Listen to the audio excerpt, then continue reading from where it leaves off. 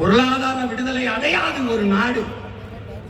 கடன் வளர்ச்சியை நாட்டின் வளர்ச்சி என்று கட்டமைக்குமானால் அந்த நாடு பெற்றிருக்க விடுதலை வெறும் வெற்றி சொல்லுதான். சுதந்திரம் என்பது வெறும் சொல்லுதான்.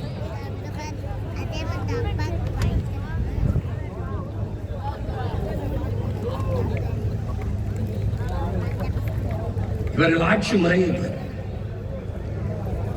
நீ நினைத்துக் கொண்டிருக்கிறாய். திமுக அதிமுக ரெண்டும் வெவ்வேறு கட்சி என்று நினைத்துக் கொண்டிருக்கிறார்கள் என் சொந்தங்கள். ஐயோ என் பெற்றோர்களே, ரெண்டும் ஒரே கட்சி தான். ஒரே இடத்தில் எப்படி திருடுவது என்று பயிற்சி எடுத்த கூட்டம். தனித்தனியாக திருடுவார்கள், அப்புறம் கூடி ஒரு இடத்தில் பிரித்துக் கொள்வார்கள். இதுதான் இன்னைக்கு திமுகவில் அமைச்சராக இருக்கிறதில் 10 பேருக்கு மேலாக அதிமுக முன்னாள் அமைச்சர்கள். நீ வேறு வேறு கட்சி என்று நினைத்தாய். இதிலும் அமைச்சராக இருக்க முடியும். அடுத்த 6 மாதத்தில் இங்கே வந்து நின்று இங்கேயும் அமைச்சராக இருக்க முடியும் என்றால் ஒரே கட்சி தான். தாயை போல் பிள்ளை நூலை போல் சேர்ந்து. தாய் சொர்ணாக்காவா இருந்தால் பிள்ளை தேவதையாவா இருக்கும். அதுவும் சொர்ணாக்காவாக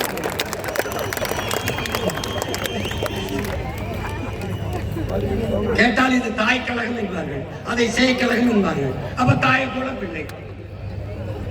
எந்த இடத்தில் திமுக அதிமுகவுக்கு மாறுபாடு இருக்கு? ஒண்ணு சொல்லு, சத்தியம் பேசுவோம்.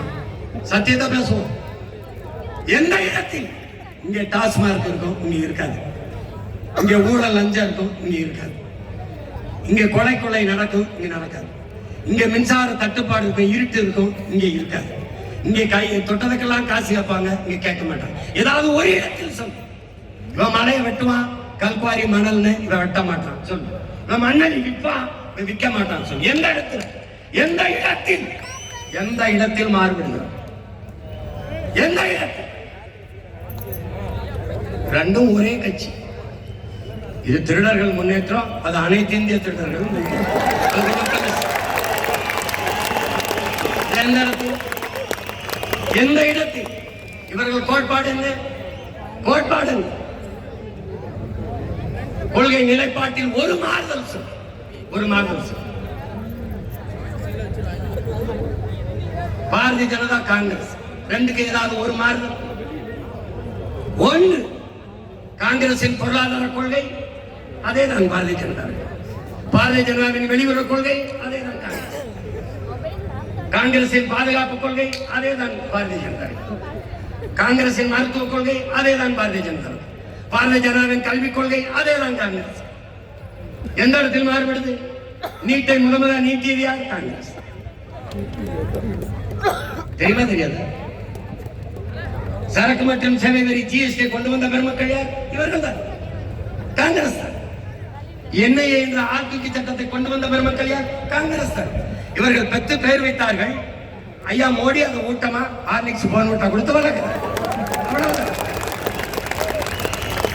ஏதாவது ஒன்று யாரு நம்மோட நின்று என்னை விடு, என் பிள்ளைகளை விடு. இந்த முன்னாடி உட்கார்ந்து யாராவது ஒரு சின்ன தம்பி தர்க்கத்துல என் பிள்ளைகளை ஏற்று வென்றுகாட்டு. இரண்டும் ஒன்றுதான். தேர்தல் இந்திய நாட்டை யாராவது தேர்தல் வந்தால் இந்த திராவிட கட்சியில் பாரதிய ஜனதா காங்கிரசின் பின்னாடி நிற்கும். தமிழ்நாட்டை யாராவது என்று தேர்தல் வந்தால் பாரதிய ஜனதா காங்கிரஸ், திமுக அதிமுக திராவிட கட்சிகள் பின்னாடி நிற்கும். இது யாரோடும் சேராமல் நாம் தமிழர் கட்சி எல்லாருக்கும் முன்னாடி நிற்கும். யாரோடு சேருவார்? யாரோடு சேருவார்?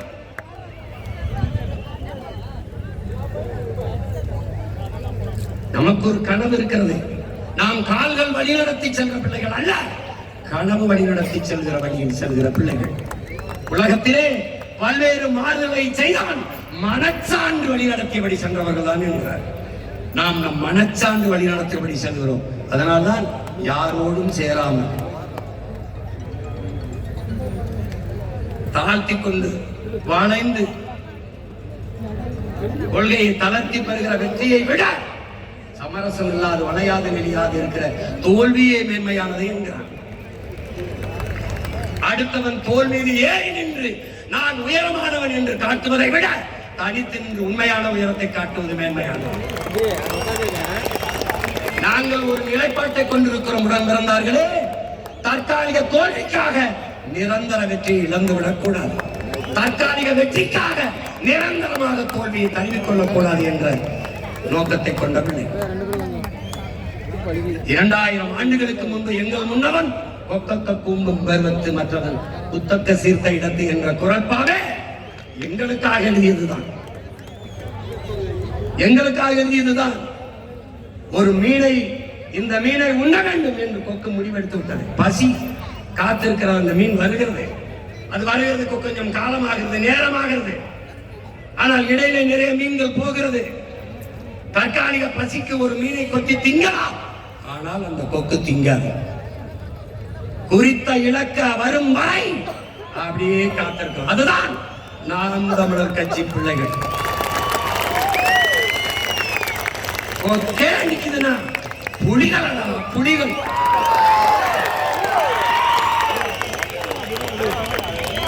சாப்பாட்டில் தான் கூட்டு பொரியல் அவியல் எல்லாம், சண்டையில் தனித்துத்தான்.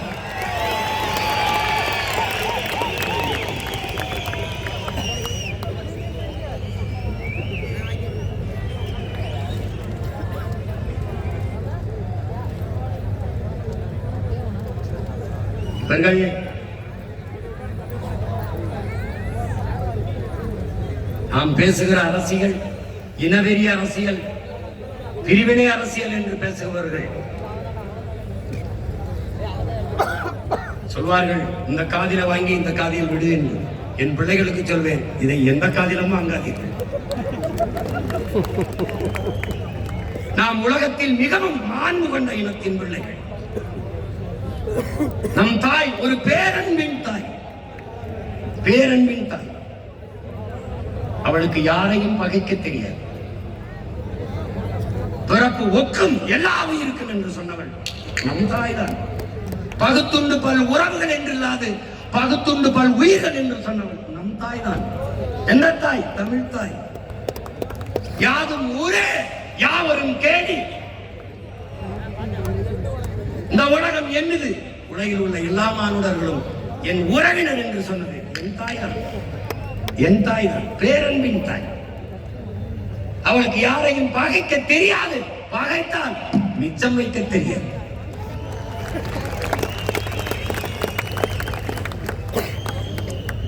வாடிய பயிரை கண்டவதெல்லாம் வாடினேன் என்று வாடியவன் என் முன்னவன் தான். மயிலுக்கு போர்வையும் முல்லைக்கு தேரையும் நிறுத்தியவன் என் முன்னவன் தான். செயல் பைத்தியகாரத்தனமாக இருக்கும். உண்மையிலேயே பாரி தேரை நிறுத்தினானா? உண்மையிலே பேகன் போர்வை போத்தினானா? கதையாக இருக்கட்டும், கற்பனையாக இருக்கட்டும், ஆனால் மேலோங்கி நிற்பது என் முன்னவனின் உயிர்மை நேயம் என்பதை அறிவிச்ச முகமை. காக்கை குருவி எங்கள் சாதி, நீல் கடலும் மலையும் எங்கள் கூட்டம் என்றவன் எங்கள் பாட்டன் பாரதி. புதியதோர் உலகம் செய்வோம், கெட்ட போரிடும் உலகத்தை வேரோடு சாய்ப்போம். உலகம் தழுவி நேசித்தவன் என்னவன்? பாரடா உன் மானுட பரப்பை, மானுட சமுத்திரம் நான் என்று கூவு, விசால பார்வையால் விழுங்கு மக்களை என்றவன் என்னவன்? புரட்சி பாவலன் பாவேந்தன் பாரதிதாசன்.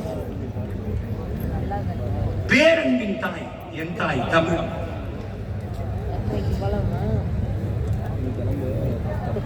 எங்களை போய் இனவெறியர்கள் என்று நாங்கள் செய்கிற அரசியல் இனவெறி அரசியல் அல்ல, இன உரிமை அரசியல், தமிழ் தேசிய இனத்தின் இறையாண்மை அரசியல்.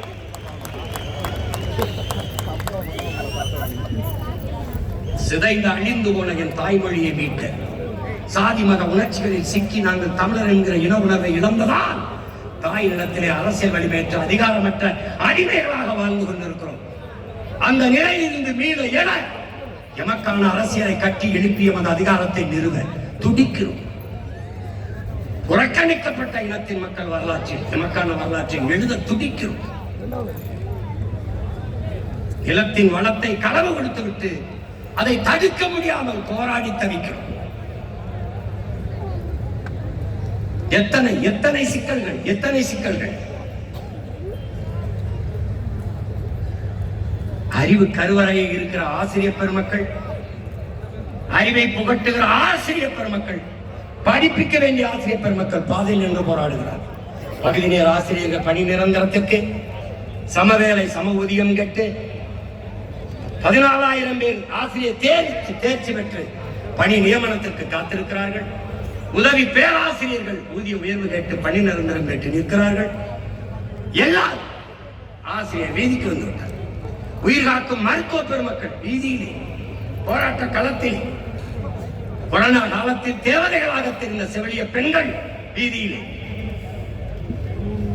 உலகத்திற்கு சோறிடுகிற உழவர் குடியும் வீதியிலே, வெம்பாடுபட்டு வேர்வை சிந்தி விளைய வைத்த நெல்லை கொள்முதல் செய்து ஒரு சேமிப்பு கிடங்களே வைக்காது இப்படி வீதியில் போட்டு முளைக்க விட்டு விட்டார்களே என்று வேர்வை சிந்தி விளைய வைத்தவன் கண்ணீர் வடித்துக் கொண்டு பாதையிலே, மாணவன், மீனவன், நெசவாளர்கள் எல்லாரும் போராடி கொண்டிருக்கிற நிலையில் இருக்கிற பிள்ளைகள்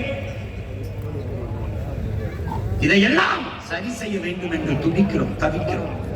அதற்கு எமக்கென்று ஒரு அரசியலை, வீழ்த்தப்பட்ட ஒரு தேசியத்தின் பிள்ளைகள் எழுச்சூற்று எழும்போது அதற்கு எதிராக நின்று இது இனவெறி, இது இனவெறியை தூண்டுகிறது, பிரிவினவாயத்தை தூண்டுகிறது என்று பேசினார் பிழை உங்களுடையதா எங்களுடைய என்பதை நீங்களே எண்ணி பாருங்கள்.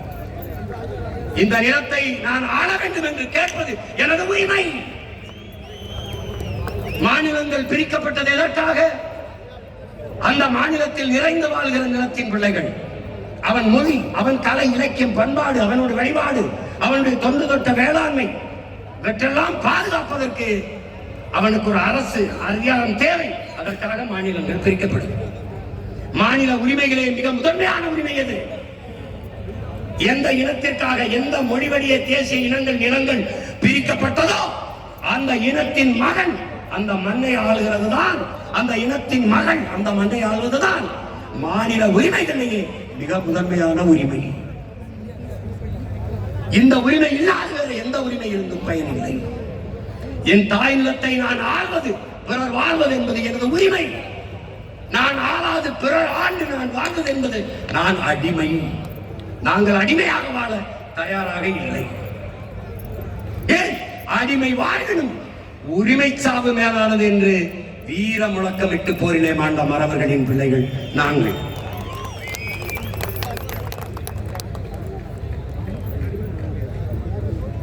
அடிமையாக வாழ்வதை விட சுதந்திரமாக சாவது மேலானது. அதுவும் அந்த சுதந்திரத்திற்காக போராடி சாவது அதைவிட மேலானது என்ற முழக்கத்தை முன்வைத்த வீரமரவன் பிரபாகரனின் பிள்ளைகள் நாங்கள்.